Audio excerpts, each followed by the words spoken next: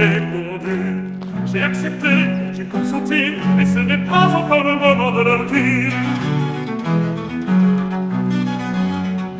La réalisation d'un être vivant dépend d'un nombre infini de facteurs. Il y a des miracles, c'est-à-dire des sentissements d'existence souverains. La pointe de l'esprit tire l'ensemble vers une finalité, encore faut-il entendre. Dans la vérité, il y a cruauté, je t'ai touché, tu m'as répondu.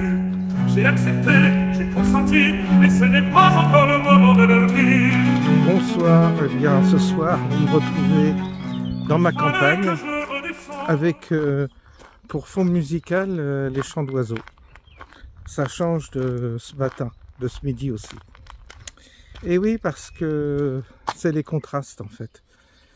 Et parfois c'est bien de passer par des contrastes, ça fait prendre conscience de certaines choses. Aujourd'hui nous sommes le samedi 10 mai 2025, la température est douce, le beau temps revient et c'est très agréable. La végétation est prospère. Que demande le peuple? Alors évidemment, c'est là que quand je reviens dans ma campagne, je me dis mais c'est devenu impossible pour moi de vivre cette vie que vivent beaucoup de citadins, de banlieusards. C'est devenu impossible. Je ne peux plus. Bien que j'ai connu ces endroits, j'y suis allé, j'allais faire les courses le samedi ou le vendredi dans les centres commerciaux, j'ai connu cette vie. Hein. C'était, quand j'y repense, c'était horrible. J'étais fatigué, c'était une épreuve, c'était la contrainte. Il y avait, on s'obligeait comme ça, il y avait des contraintes, puis on vivait dans des banlieues et dans des endroits étouffants. Je me demande comment j'ai pu traverser tout ça. Je me le demande aujourd'hui. Et là, évidemment, j'ai tellement pris de mauvaises habitudes, c'est-à-dire que le fait de vivre ici en pleine campagne, et puis avec un calme souverain, à part quelques avions, mais ça va quand même, hein. Eh bien, je me dis, waouh, c'était l'enfer ce midi. Oui, je suis allé dans ce centre commercial pour... c'est le Val d'Europe parce qu'il y a le RER et j'ai un ami qui revient de Bali, enfin d'Indonésie, et il devait atterrir à Charles de Gaulle ce matin et il m'a demandé si je pouvais venir le chercher à Val d'Europe. Il a pris le RER A, RER B.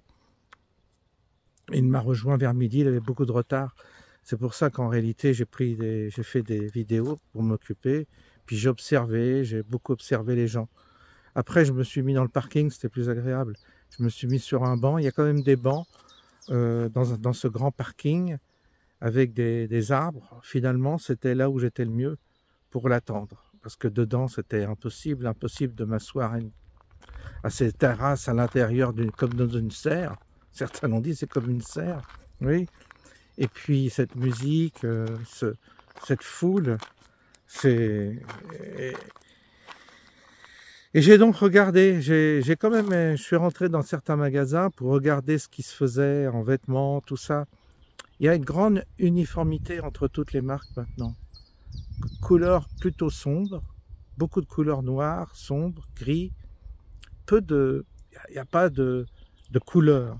Comme en Afrique, vous savez, des rouges violents, des jaunes violents, des beaux bleus, des beaux verts, que du gris ou du noir. Ça m'a surpris. Je parle des vêtements qui étaient à vendre.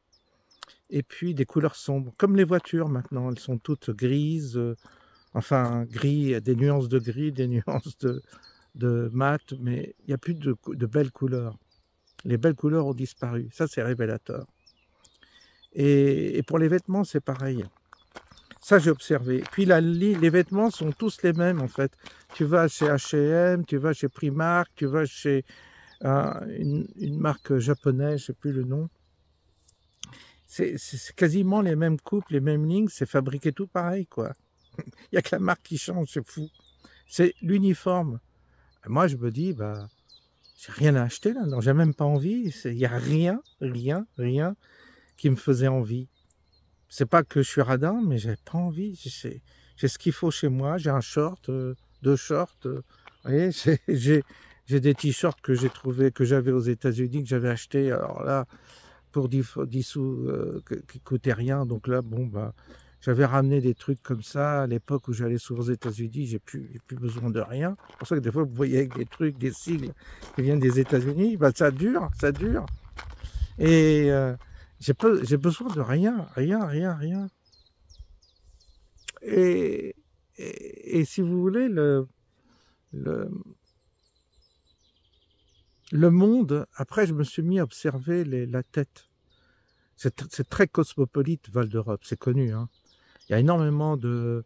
Je crois qu'il y a beaucoup d'Arabes qui viennent là, qui sont assez fortunés. On le voit d'après les tenues, d'après... C'est pas de la racaille, quoi. C'est de l'arabe haut de gamme. Donc on le voit, les femmes, des femmes voilées, mais avec une certaine élégance. On voit, puis du pouvoir d'achat, on voit les sacs, ça sort avec des marques et tout. Donc je pense qu'il y a les Émirats qui ont des biens par là et qui viennent faire leurs courses là. Ils emmènent leurs femmes, tout ça, ça se sent, ça se voit. Donc c'est de la femme voilée, mais un peu haut de gamme. Et les hommes les accompagnent. Bon, c'est pas notre culture. Je serais à Dubaï, tout ça, je trouverais ça, ouais, peut-être normal, mais en France, ça fait bizarre. On se sent en terrain occupé maintenant, ça y est. Mais après tout, c'est de notre faute si on est occupé, donc je peux pas en vouloir à ces gens qui nous investissent, qui investissent tous ces lieux et qui font marcher quand même le commerce, puisque les Français n'ont plus d'argent pour dépenser visiblement dans ces endroits. Il y avait peu de Français de souche, en fait, j'en ai pas vu beaucoup. Beaucoup de, je vous dis, des Hindous, des Asiatiques, des Arabes, des Noirs, enfin tout, sauf du blanc français. Très peu, en tout cas. J'ai vu une petite famille, c'était amusant, la vraie petite famille franchouillarde, monsieur avec ses 3 enfants, ils sont venus faire le plein chez Primark. Primark, c'est vraiment du vêtement discount. Et il est reparti et dit, ah ben on a vidé notre compte, qu'il disait comme ça. Et avec ses 3 enfants, on sentait qu'ils avaient fait le plein pour les vacances. Ils ont acheté tous. Évidemment, les enfants étaient ravis parce que ils vont peut-être avoir un nouveau t-shirt. Et ça, je conçois et je les méprise pas du tout. Et je les ai vus, c'était eux qui avaient la plus vieille bagnole. Ils sont partis dans une vieille Scénic qui a plus d'âge. Alors que c'était que des grosses bagnoles, tu vois, des jeunes racailles ou des jeunes, pas des jeunes racailles, mais style un peu racailles, qui ont des Audi, des BMW, des Mercedes. Tu vois beaucoup de basanés dans des grosses voitures. Bref, ça sent l'argent, mais de l'argent qui est... C'est pas français, quoi. Alors, je sais pas comment... C'est des gens qui travaillent certainement... qui bénéficient de la mondialisation. Je sais pas qu'est-ce qu'ils font dans la vie, tout ça. Mais il y a des grosses bagnoles. J'ai vu pas mal de grosses bagnoles. Et souvent, le type, il a... Les types qui sont dans ces grosses voitures, souvent la femme, tu vois qu'elle est d'origine orientale, l'homme aussi, les cheveux un peu gras, un peu gros, un peu gras, et pas très sympathiques, des allures pas sympathiques, pas des beaux visages, boursouflés. Je sais pas si c'est le couscous qui fait ça, mais ils sont gros, ils sont pas beaux, quoi. Ils sont un peu gras, ils ont une allure un peu huileuse, et c'est pas... quand je les observais, ils étaient tous habillés en noir, mal fagotés. J'ai vu un black avec c'est pareil, un black qui sortait avec des sacs Versace, tout ça, avec des sacs de marque. Mais il avait l'air d'un clochard quand tu l'as vu. Il avait une allure de clochard, il était stylé comme ça, mais pareil, pas sympathique, assez gros et avec le jean au-dessous des fesses, là, vous savez, qui traîne par terre quasiment. Enfin, c'est un spectacle horrible qu'on voit là. Avec leurs marques, leurs sacs avec des marques. Ils viennent là désabusés, dépenser leur fric. Est-ce que c'est un gars qui travaille dans le sport, dans la pub? J'en sais rien. C'est des gens qui font des métiers qui doivent être doivent être blindés parce que on voit qu'ils ont de l'argent. Tu les vois sortir dans des grosses bagnoles, tu les vois aller dans des grosses boutiques, dans des boutiques de marque, là, dans Vallée Village, parce que Vallée Village, je vous l'ai fait voir, c'est haut de gamme. Voilà, c'était ce monde-là que j'ai vu, un monde cosmopolite. Toutes les femmes étaient en pantalon quasiment. T'as pas vu, j'ai pas vu une belle robe, j'ai pas vu une belle, puis j'ai pas vu de belles silhouettes. Elles sont grosses, elles sont pareil, je sais pas ce qu'elles bouffent, mais elles sont moches, grosses, des sacs, quoi, des gros sacs. Et il n'y avait pas de femmes légères, de belles, avec une belle coiffure, avec une robe légère. C'était l'été, donc on aurait pu... Vous savez, des fois c'est agréable de voir même des hommes, que ce soit des hommes ou des femmes, mais avec une certaine belle silhouette. J'aime bien observer les silhouettes. Et là, il n'y a plus de belles silhouettes. D'ailleurs, j'ai remarqué, il n'y a plus de belles silhouettes, que ce soit des hommes ou des femmes. Il n'y a plus... Autrefois, je ne sais pas, mais j'ai le souvenir de personnes que je regardais se déplacer avec élégance. Il y a une certaine... vous savez, quand, dans le maintien et dans la démarche, on remarque que soit c'est un homme, soit une femme, une certaine élégance, quelque chose d'aérien, quelque chose de joli à voir. Et ça, j'aimais bien autrefois être à une terrasse de café et voir le monde passer comme ça, qui se comporte bien, je sais pas, comme un spectacle. Vous voyez des gens, des femmes sont bien habillées, mais pas, quand je dis bien habillées, c'est-à-dire des robes avec des jolies coupes et des profils et des allures qui sont belles. Et là, c'était que l'horreur. En fait, ils sont tous moches, ils étaient tous moches, puis des gros tas comme ça. Je voyais des femmes avec des grosses chaussures, des pantalons épais, des grosses fesses, enfin, je sais pas, c'était pas beau à voir, en plus, la population qui était là. Donc ça, c'est révélateur de cette société qui est en train de s'imposer. Hein. C'est la société, Val d'Europe, c'est une forme de lieu de consommation proche de la belle région parisienne, quoi. Il y a de l'argent dans le secteur, il y a de l'argent. Et puis aussi en voiture, je voyais qu'ils font tous du jogging, alors ils ont la tenue, tout ça. Enfin, ils se donnent un style. T'as l'impression qu'ils se donnent ils ont l'impression de faire partie encore d'une élite. Tu les vois, c'est des cadres, c'est des gens qui palpent 3-4 000 euros par mois. Tu le vois. Enfin, moi, je suis physionomiste, je vois à qui j'ai affaire, quelle catégorie de population j'ai affaire. Et voilà, bon, bah, c'était une expérience, ça confirme beaucoup de choses, ça confirme, surtout maintenant avec le contraste, comme je vis à la campagne, seul, et que je vois le moins de monde possible, parce que j'ai pas envie de voir du monde, moi. Je sélectionne, vous savez, je vois bien, il faut faire un tri, parce que sinon vous perdez votre temps, vous perdez beaucoup de temps, avec soit des gens qui sont des parasites, ou qui veulent prendre le pouvoir sur vous, ou qui, je sais pas, qui se comportent pas bien. Donc il faut éliminer. Pour ça, il y a un tri à faire, et c'est très très très rare de faire de belles rencontres. Ça arrive, mais c'est rare. Et donc ça me convient, ce mode de vie, cette sélectivité que j'applique me convient parfaitement. Parce qu'on n'a pas de temps à perdre, quoi. On n'a pas de temps à perdre avec des histoires, des trucs. Non, tu vois bien si s'il y a le feeling, si ça passe ou pas. Tu le vois bien. Il ne faut pas insister si ça passe. Il y en a qui insistent, je ne comprends pas. Enfin bref. Et donc du coup, vous avez, je retrouve ma tranquillité et je me dis, mais j'ai du mal à réaliser, si vous voulez, quand je rentre chez moi. Et pourtant, je vous assure, c'est pas une question d'argent.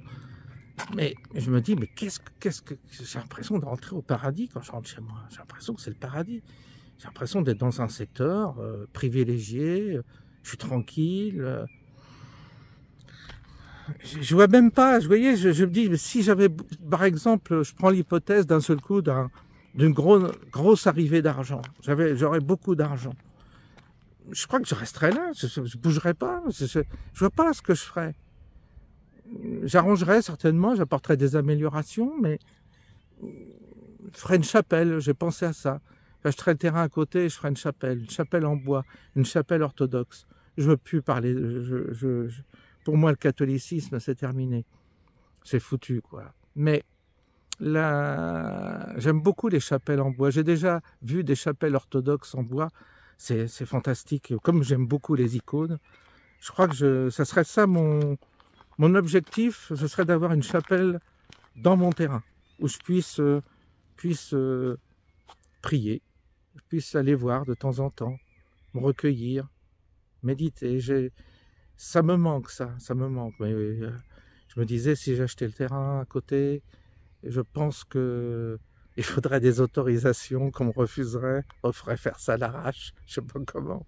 Mais je demanderais à quelqu'un qui me bâtisse une chapelle en bois, et une chapelle orthodoxe, bien orientée à l'est, avec bien entendu un autel dos au peuple. Et puis je demanderais peut-être à ce que ce soit un orthodoxe, un prêtre orthodoxe qui la consacre ou qui la bénisse. Me parlez plus des catholiques, c'est fini. C'est vraiment mort là. Là, je tire le rideau d'une manière définitive, surtout avec la nomination de ce pape, puis tous les cardinaux qui ont été intronisés par ce faux pape. Là, on est dans la descente infernale, là, et il n'y a plus rien à espérer de cette église, rien. Mais les orthodoxes, eux, ils sont bien, ils sont encore bien. On voit ils sont bien parce qu'ils ont conservé la tradition, quoi, c'est tout. Ils officient comme autrefois et rien n'a changé.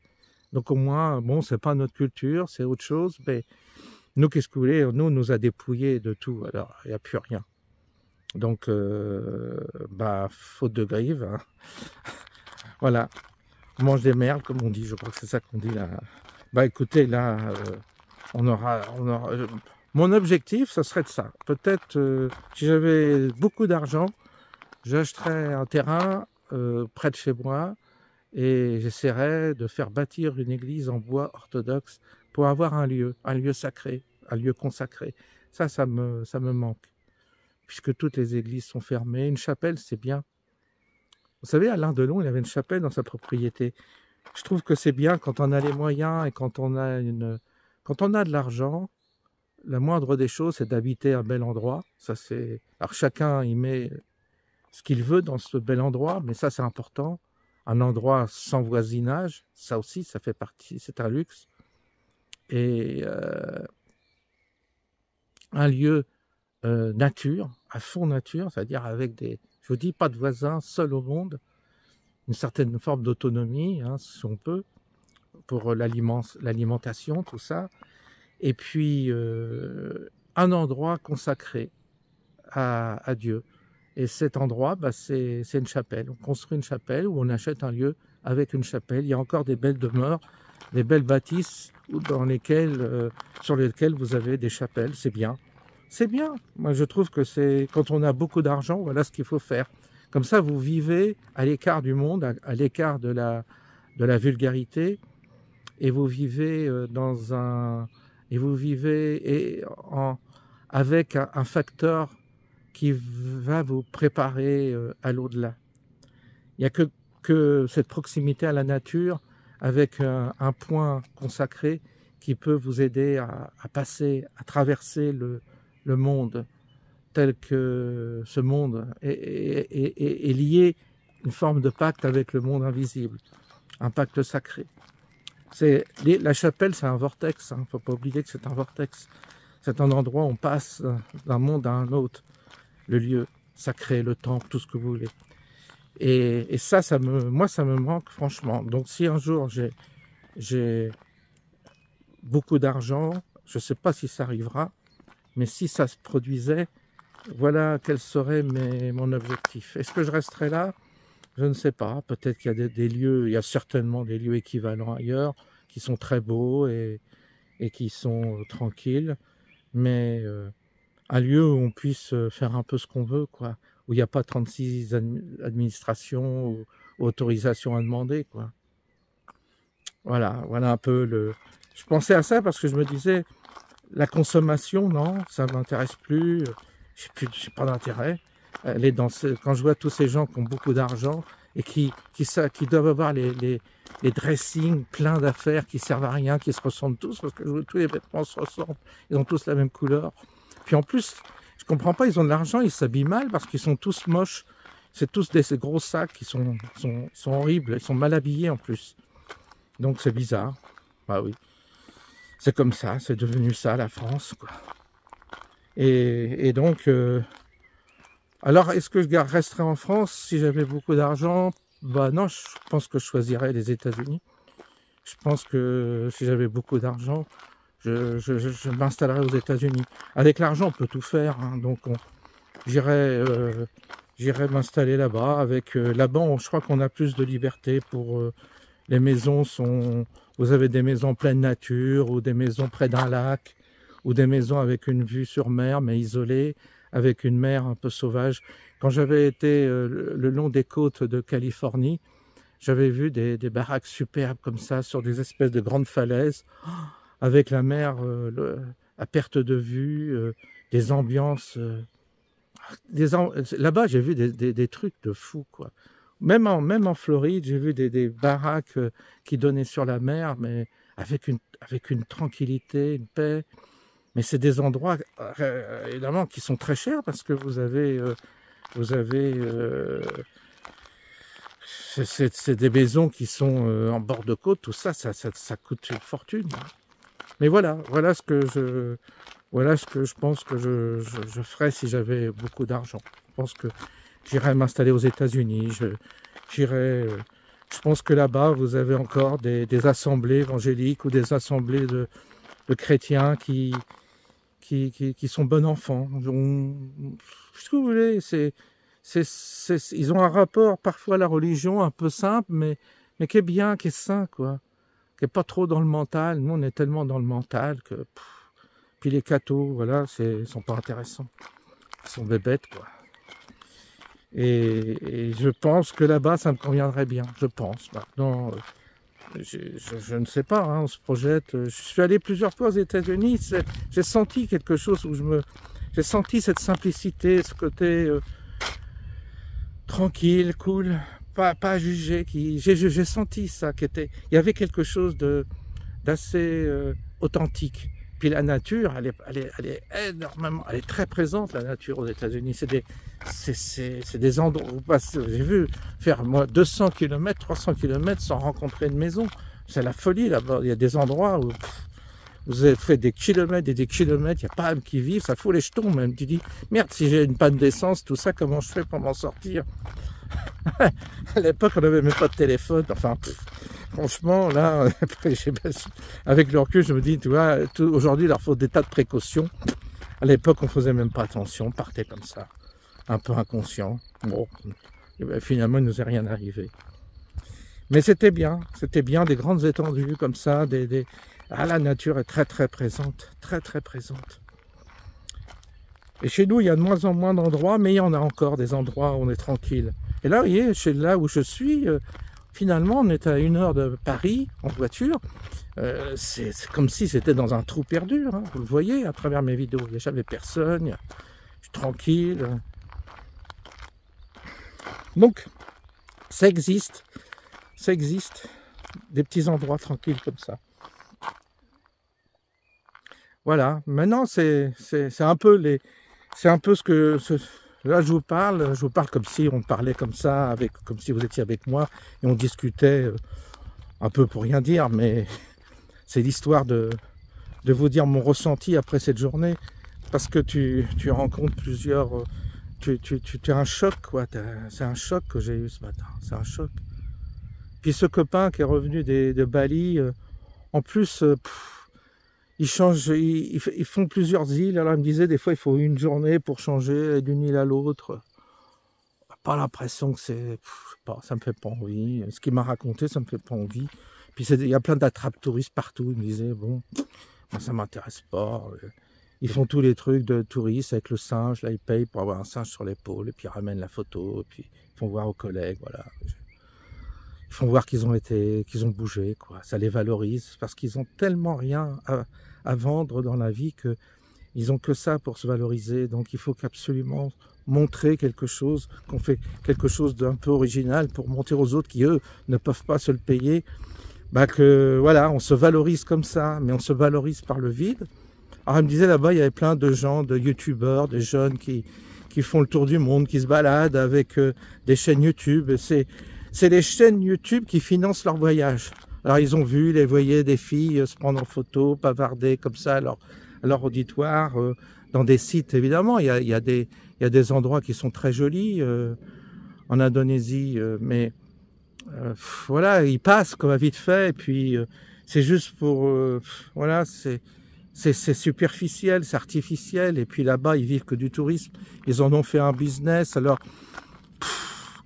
il m'a dit, les temples, on ne peut même pas rentrer dedans, donc tu peux même pas pénétrer dans un temple pour essayer de, je sais pas, te recueillir, faire une petite séance quand même, rien, c'est fermé. Donc c'est touristes, ils te font payer, et puis tu as des plages, voilà, et puis de la musique dans certains endroits, et puis l'alcool, voilà. Bon. Voilà, t'as la mer, certes, mais voilà, bon, ça fait pas envie, quoi. Moi, ça me fait pas bander des trucs comme ça.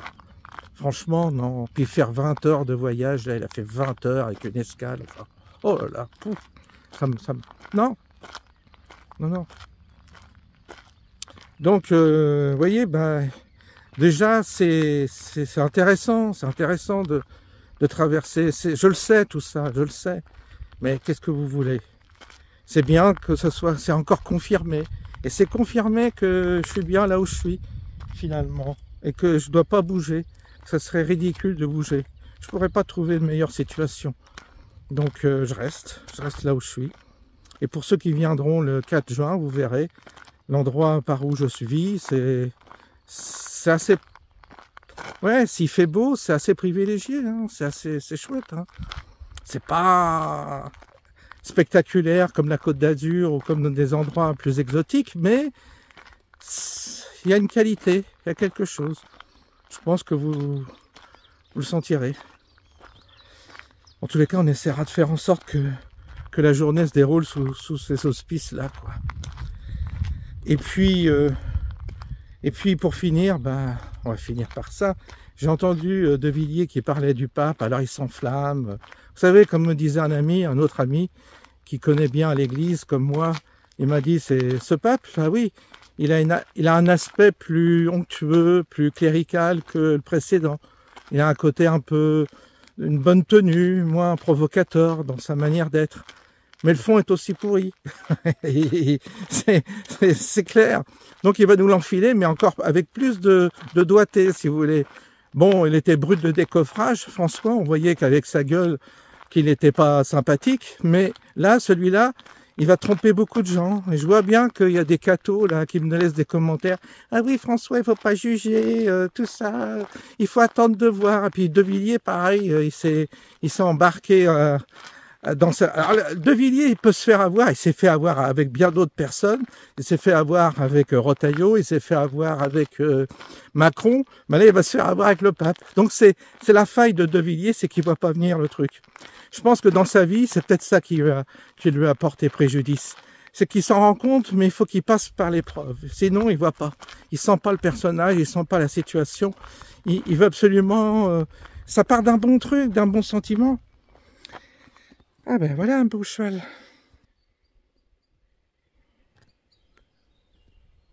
Il me regarde bavarder.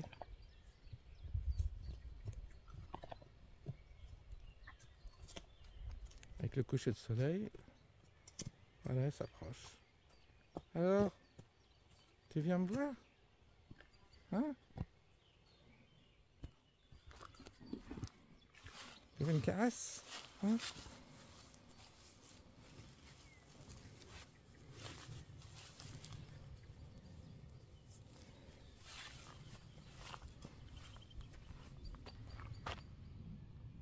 On a beau dire, c'est gentil, un animal. C'est gentil. Et ça, c'est plus intéressant que les énergumènes que j'ai vus ce matin dans mon centre commercial à Val d'Europe.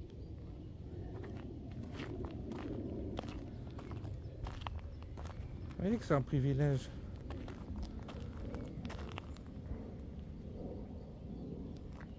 Vous voyez que c'est un privilège d'avoir ça. Alors, tout seul? Personne qui t'accompagne? Hein? Y a personne qui t'accompagne?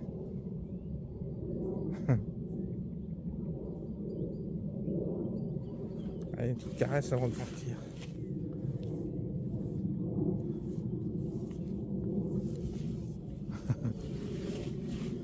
Je vais le laisser tout seul. Voilà. Bien, ben voilà. Voilà une petite séquence qui fait du bien. Vous voyez, si j'étais pas sorti, si je n'étais pas sorti de chez moi, ben, j'aurais pas vu ce brave cheval gentil. Petit contact comme ça. Voilà, ça c'est la vie. Alors oui, De Villiers, c'est son problème. Il voit pas venir le truc. Il se fait avoir. Il n'a pas cette faculté de discerner, d'anticiper. Il s'aperçoit que ça va pas, mais après. Alors là, il va voir le pape. Il va falloir qu'il fasse des conneries pour qu'ensuite il dise ah ben non, finalement, je me suis trompé. Bah oui, mais c'est le problème de Villiers. C'est un peu son problème. Il fait confiance toujours. Alors ça part d'un bon sentiment. Ça veut dire systématiquement, il est plutôt positif. Tous les cathos là qui aiment bien être positifs, là qui aiment bien se faire toujours les cocus. Moi j'appelle les cathos cocus. C'est-à-dire ceux qui puis ils font la morale en plus. Ils disent ah, mais il faut pas juger trop vite, il faut pas tirer tout de suite des conséquences. T'as la planète entière hein, qui se renseigne un petit peu, qui est au courant de ses orientations idéologiques à ce nouveau pape. Et t'as encore des connards qui se font des illusions. Alors moi, ça me bouffe, ça. Qu'est-ce que t'as? La niaiserie des cathos me bouffe. J'en ai marre de ces bigots, de ces gens. Moi, je les ai connus quand j'étais au séminaire. Ah, mais François, il faut pas exagérer. J'étais dedans, je voyais ce qui se passait. Ah, mais non, François, vous êtes négatif, hein, des belles petites bourgeoises ou des bons bourgeois qui trouvaient, ah, mais il faut pas exagérer. Puis vous voyez tout en noir. Ah, mais non, il y a des bons prêtres quand même. Bah oui, il y en a des bons. Ah non, faut pas généraliser. Puis patati, patata. Et puis ces gens-là, bah, ils sont toujours là. C'est les indécrottables, c'est les cathos indécrottables qui n'ont rien compris, qui comprendront rien, qui sont là à toujours lécher le cul du système et qui comprennent pas, qui se sont fait bien enculer. Excusez-moi du terme, mais je commence à en avoir marre de cette population-là. Oui, vraiment marre, parce que ils ont jamais rien vu. Puis ils me font la leçon à moi qui connais la boutique. J'ai passé 4 ans dedans. Vous savez même pas ce que j'ai vu. Je peux pas tout dire. Donc arrêtez de me donner de venir avec votre suffisance là de petit cathos qui a fait 3 mois de catéchisme et qui croit qu'elle détient la vérité. Il faut arrêter. Vous comprenez rien à rien en général. Vous n'avez pas saisi le mystère. Vous n'avez rien saisi. Vous comprenez pas ce qui s'est passé dans l'église. Vous avez rien vu. Moi j'ai tout vu. Tout vu. C'est ceux qui ont été dans l'arrière-boutique qui peuvent en parler. Mais vous ne pouvez pas en parler. Alors certes, dans le système, vous en avez qui sont encore bien, mais ils souffrent, ceux qui sont bien. Ils souffrent le martyre. Croyez-moi, j'ai des prêtres qui m'ont contacté avec ma chaîne et qui savent ce que je dis. Pourquoi? Parce que ils savent que c'est vrai ce que je dis. Ils ont fait le séminaire, ils ont vu les salopards qu'il y avait dans l'église, les évêques, des ordures d'évêques, des ordures de prêtres, des ordures de vicaires généraux. Des véritables ordures, j'ai connu. Et ils sont pris le pouvoir, ces gens-là. Et c'est comme, et ce pape, ça, c'est ce côté onctueux, tout ça est détestable. Vous verrez, il vous fait des petites risettes, mais c'est rien. Vous allez vous faire encore avoir. Vous n'avez rien compris. Et c'est les tradis, là, ils vont encore se faire, les tradis mous, vous savez. Il y a les intégristes, au moins ils sont sortis, ils ont eu raison. Mais ceux qui sont restés dans la baraque, les espèces de traditionnels, là, qui cherchent toujours le compromis, ça vaut rien du tout. Non, il faut être radical, il faut rejeter radicalement le système. Et cette église, elle n'a plus rien à nous offrir, plus rien à nous apporter. Avec Vatican II, sachez qu'il n'y a plus rien. Et je ne suis même pas sûr que les ordinations et les messes soient valides d'un point de vue occulte, qu'il y ait une validité. Je pense que tout cela a été tellement profané, dévoyé, je pense qu'il n'y a plus de validité. C'est un cirque, c'est qu'un cirque, c'est tout. Une forme de cirque qui subsiste, mais il n'y a plus rien. Et vous ne faites pas avoir avec les conversions, les machins, les baptêmes et tout ça. Tout ça, c'est rien, c'est peanuts. Tout ça n'est plus rien.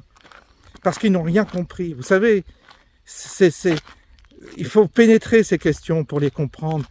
Quand vous avez vécu une vie civile, qu'est-ce que vous voulez savoir avec votre petite messe tous les week-ends? Qu'est-ce que vous pouvez comprendre?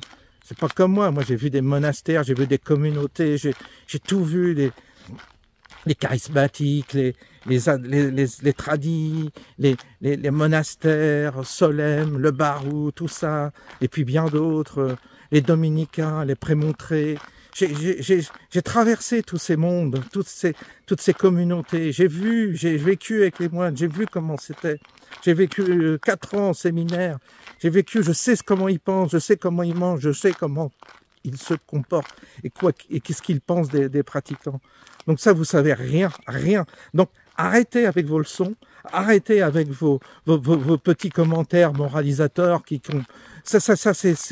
veux pas de ça. De toute façon, je vous élimine systématiquement quand vous la ramenez avec ce genre de commentaires, parce que vous n'avez pas de leçon à me donner, aucune leçon, aucune. Que ça soit clair. Sinon, vous faites... à moins que vous ayez fait ce que j'ai fait et vu ce que j'ai vu, mais sinon, vous la ramenez surtout pas. Non. Et là, vous êtes foutu là, avec votre pape, là. Foutu. Il n'y a rien à en tirer. Rien. Et on va mourir avec parce qu'il est jeune. Donc on n'est pas sorti de l'auberge. De toute façon, nous, on va mourir comme on a le même âge que le pape. On ne verra pas l'autre. Ça, on va mourir. On mourra sûrement avant que ce pape-là ne soit... Puis de toute façon, c'est fini les changements. De toute façon, les changements de pape, c'est comme les élections. Vous allez avoir quoi là dans les élections? Ceux qui attendent les élections là, qui pensent qu'ils vont avoir un nouveau rebond en France, qui attendent quoi? Vous allez avoir Édouard Philippe, vous allez avoir Bardella. Bardella passera jamais, il est trop jeune. Ils vont le dézinguer facilement, c'est facile. Donc vous allez avoir Édouard Philippe et c'est reparti. C'est pire que Macron, Édouard Philippe. C'est lui qui nous a foutu les 80 à l'heure. C'est lui qui a supprimé les chaudières à fioul. C'est lui qui a foutu le bordel partout.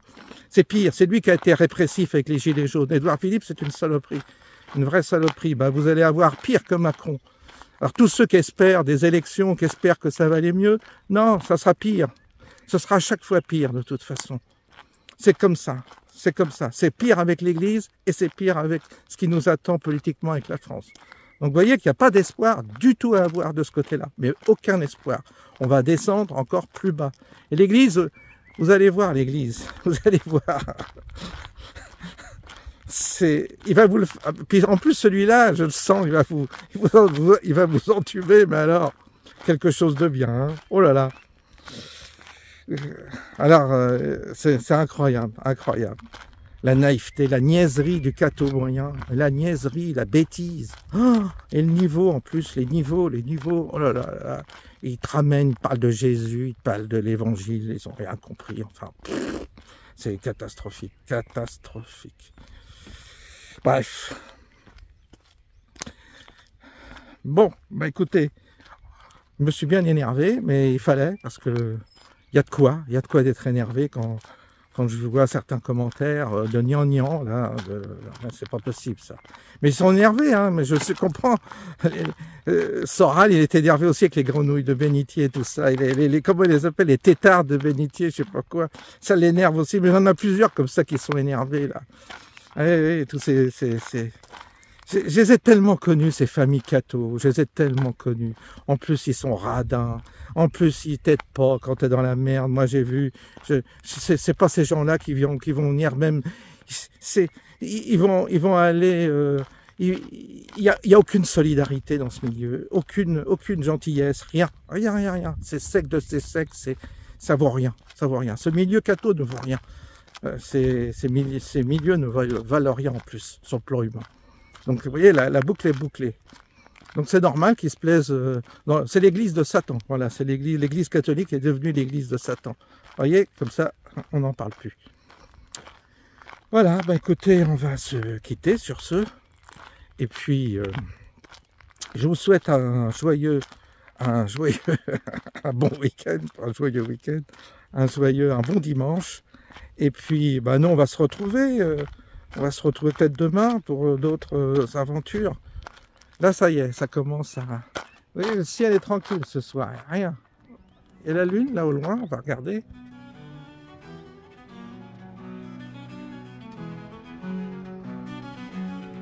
Dans la vérité, il y a toujours peu, je t'ai touché, tu m'as répondu. J'ai accepté, j'ai consenti, mais ce n'est pas encore le moment Voilà. de le dire. C'était la fin, c'est la fin. Je vous souhaite donc une bonne soirée La et on se dit à réalisation d'un bientôt. être vivant dépend d'un nombre infini de facteurs. Il y a des miracles, c'est-à-dire des aboutissements d'existence. Ils sont rares. La pointe de l'esprit tire l'ensemble vers une finalité. Encore faut-il entendre. Dans la vérité, il y a cruauté. Je t'ai touché, tu m'as répondu. J'ai accepté, j'ai consenti, mais ce n'est pas encore le moment de le dire. Il fallait que je redescende.